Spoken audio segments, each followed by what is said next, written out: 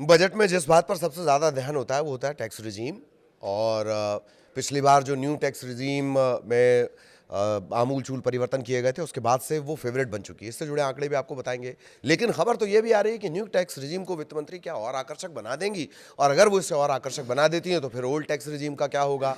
इस तरह के तमाम सवालों के जवाब आपको इस वीडियो के आखिर तक में मिलने वाले हैं। नमस्कार, मैं ललित प्रजापति। बजट स्पेशल जो हमारा वीडियो है वो आप देखना शुरू कर चुके हैं। तो उम्मीद की जा रही है, डिमांड की जा रही है, अलग अलग जगहों से ये रिएक्शंस सरकार को मिले हैं, मतलब सुझाव, माफ़ कीजिएगा, सुझाव सरकार को मिले हैं कि बजट 2026 में वित्त मंत्री Nirmala Sitharaman new tax regime को और ज़्यादा अगर आकर्षक बना दें तो बात बन जाए। लेकिन कहाँ कहाँ क्या क्या गुंजाइश है, और जो नई टैक्स पॉलिसी है, न्यू टैक्स रिजीम है, उसमें फ़िलहाल क्या स्थिति है, अगर कोई उसमें सहूलियत दी भी जाती है तो वो किस तरह की होगी, क्या उसका फ़ायदा आपको मिलेगा, इन तमाम चीज़ों को समझेंगे। थोड़े से आंकड़े भी हम आपको बताएंगे कि जब से न्यू टैक्स रिजीम इंट्रोड्यूस हुई है कैसे साल दर साल उसकी लोकप्रियता बढ़ी है, और अब तो कहा जा रहा है कि बाय डिफ़ॉल्ट ही वो हो जाएगी।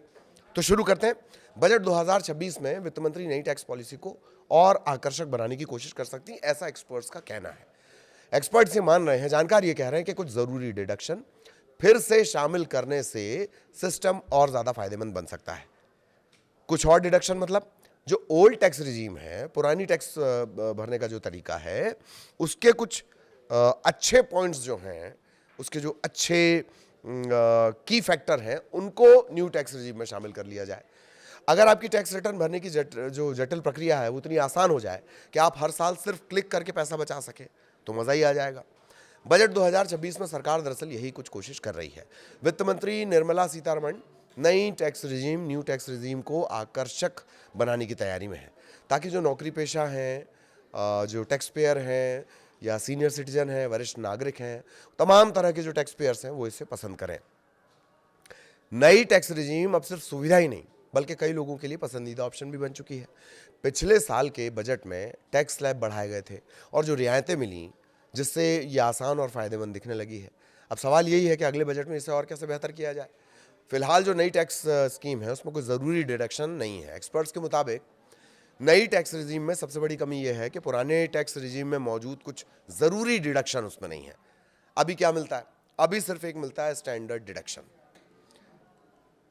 स्टैंडर्ड डिडक्शन है और एनपीएस का कंट्रीब्यूशन, ये दो चीज़ें ही उसमें मान्य होती हैं। एचआरए हो गया, मेडिकल इंश्योरेंस हो गया, एटीसी के कई प्रावधान हो गए, घर का किराया हो गया, ये तमाम चीज़ें उसमें शामिल नहीं हैं। एक्सपर्ट्स का ये कहना है कि कुछ ज़रूरी डिडक्शन फिर से शामिल करने से सिस्टम ज़्यादा फायदेमंद बन सकता है।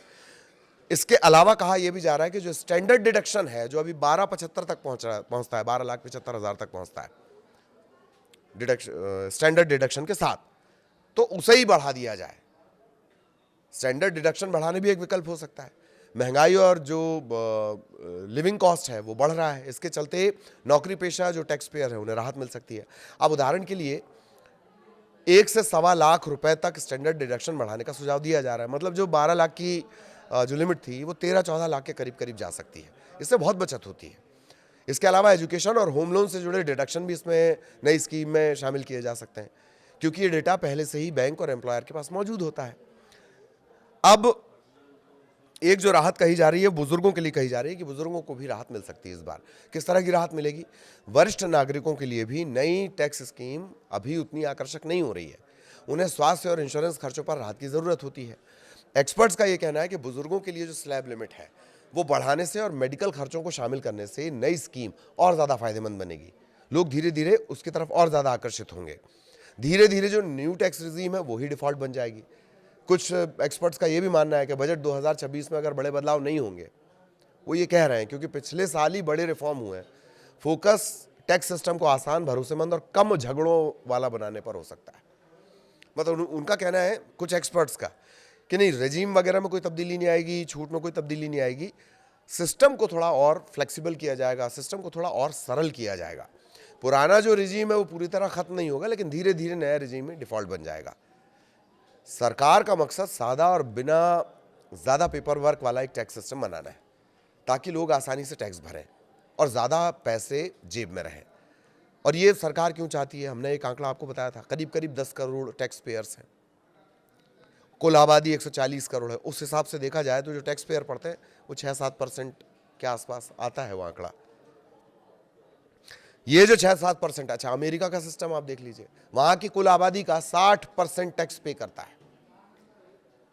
और ऐसा नहीं है कि कमाई नहीं हो रही, टैक्स के स्लैब में नहीं आ रहे हैं लोग, या तो जानकारी नहीं है और या जरूरत से ज्यादा जानकारी है कि इधर उधर से घुमा के पैसे बचाए जा रहे हैं। तो सरकार उन पर नजर रख रही है। अब थोड़ा सा न्यू टैक्स रिजीम से जुड़े आंकड़े भी देख लेते हैं।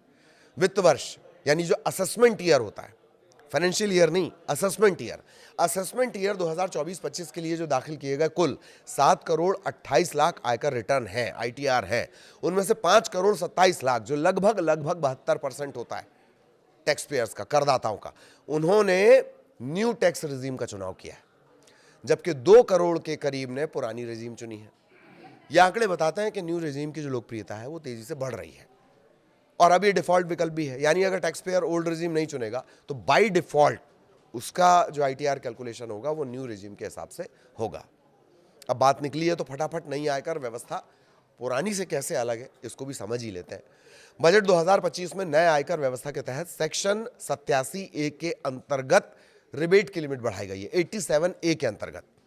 इसके चलते 12 लाख रुपए तक की सालाना जो टैक्सेबल इनकम है, अब प्रभावी रूप से उस पर कोई टैक्स नहीं है। पुरानी आयकर व्यवस्था में जो सीमा थी वो अभी भी 5 लाख तक की है। अच्छा, रिबेट का मतलब है कि एक लिमिट तक टैक्स माफ कर दिया जाना।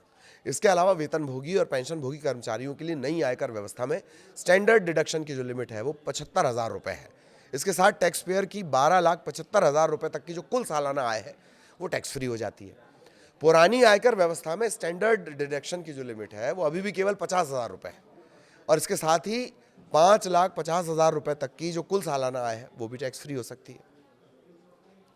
ये हमने एक मोटा मोटी कंपैरिजन भी कर लिया पुराने और उसमें।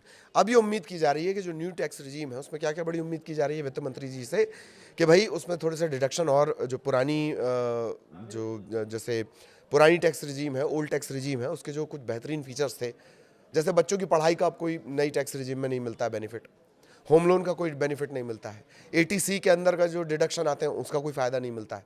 फायदा सिर्फ 2 चीज़ों का मिल रहा है कि एक तो रिबेट मिल जा रहा है और दूसरा जो एनपीएस है उसका फायदा मिल रहा है। इंश्योरेंस कई लोगों के लिए बड़ा जरूरी हो जाता है, बुजुर्गों के लिए इंश्योरेंस, मेडिकल के जो खर्चे हैं वो लगातार बढ़ रहे हैं। तो अगर पुरानी जो टैक्स रिजीम है उसके कुछ अच्छे फीचर्स को न्यू टैक्स रिजीम में ऐड ऑन कर लिया जाए तो जो 72% का आंकड़ा वो और ज्यादा बढ़ेगा। और ऐसा नहीं है कि सिर्फ आंकड़ा बढ़ेगा, नए टैक्स पेयर भी जुड़ेंगे, ये भी जानकारों का कहना है। और यही वजह है कि तमाम उम्मीदें की जा रही हैं। आज हमने टैक्स रिजीम को लेकर चर्चा की, इसी तरीके से एक और टॉपिक को लेकर अगले वीडियो में बजट को लेकर हम बजट और उसके कोई स्पेसिफिक टॉपिक को लेकर हम आपसे बात करेंगे। कैसा आपको लग रहा है, क्या आप और उसमें बेहतर चाहते हैं, इसके लिए आप कमेंट में हमें बता सकते हैं। नमस्कार।